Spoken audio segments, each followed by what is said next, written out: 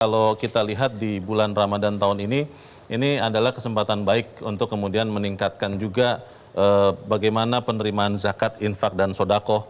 Kalau sampai saat ini Pak, sampai kita bicara saat ini, itu seperti apa penerimaan zakat, infak, dan sodakoh untuk tahun ini? Baik, Mas Leo. Assalamualaikum warahmatullahi wabarakatuh. Waalaikumsalam warahmatullahi wabarakatuh. Para pemirsa Metro TV yang kami hormati dan juga teman-teman semua di sini, alhamdulillah berdasarkan indeks giving index itu kan Indonesia paling dermawan. Dan itu inline dengan apa yang dialami Basnas hari ini. Jadi pertumbuhan penerimaan Basnas setiap tahun itu sekitar 30%. Sehingga di Ramadan tahun ini kita mencanangkan 509 miliar. Dan alhamdulillah progresnya sudah sangat signifikan. Kalau bicara potensi zakat dan kemudian yang sudah terkumpul Pak, dilihat dari tahun lalu misalnya, itu seperti apa Pak Manu? Ya, terima kasih. Jadi sebagai gambaran, tahun lalu kita se-Indonesia berhasil mengumpulkan zakat sekitar 41 triliun. 41 jadi pengelolaan zakat di Indonesia ini dilakukan oleh Basnas dan juga LAS. Jika digabung se-Indonesia itu sekitar 41 triliun. Dan tahun ini kita mentargetkan se-Indonesia itu sekitar 50 triliun. Dan kami optimis insya Allah akan tercapai. Akan tercapai ya? Iya. Sampai saat ini Pak, kira-kira sudah tercapai berapa Pak? Kalau ada datanya, kalau ada. Iya, ini masih dalam collection karena kan data kita tersebar. Tetapi alhamdulillah seperti yang tadi disampaikan, yang di Basnas pun sesuai dengan target tercapai. Baik, Pak Madum, ini kan kita ingin juga zakat ini juga Basnas ini berkontribusi untuk membangun pembangunan sosial, kemudian mengentaskan kemiskinan.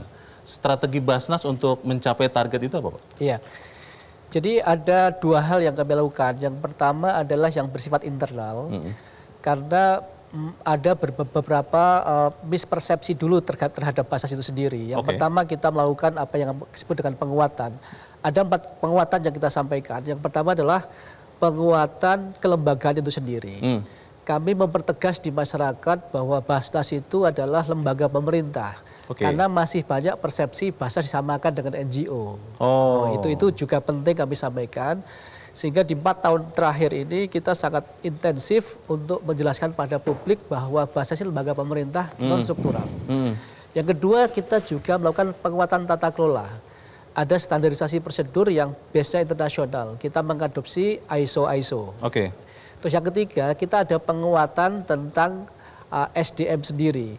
Jadi kompetensi SDM se-Indonesia tentang Basnas itu harus standar. Makanya kami punya istilah AMIL. Dan profesi itu diakui oleh negara. Ada undang-undangnya, ada standarisasi AMIL. Jadi ada profesi baru biar masyarakat tahu bahwa yang bekerja di Basnas atau LAS atau pengelola zakat itu namanya AMIL. Itu penguatan sisi SDM. Dan tentu yang gak kalah penting adalah penguatan infrastruktur dan jaringan. Jadi sudah bagus tata kelolanya, bagus SDM-nya, kalau nggak ada kantornya kan bermasalah. Maka kita juga melakukan standar di kantor, termasuk mulai kita mengenalkan yang disebut biasanya pentahelix ya. Jadi bahwa hari ini eranya kolaborasi, jadi Basnas bekerjasama dengan siapapun yang punya fokus pada pengentasan kemiskinan, itu adalah partnernya Basnas.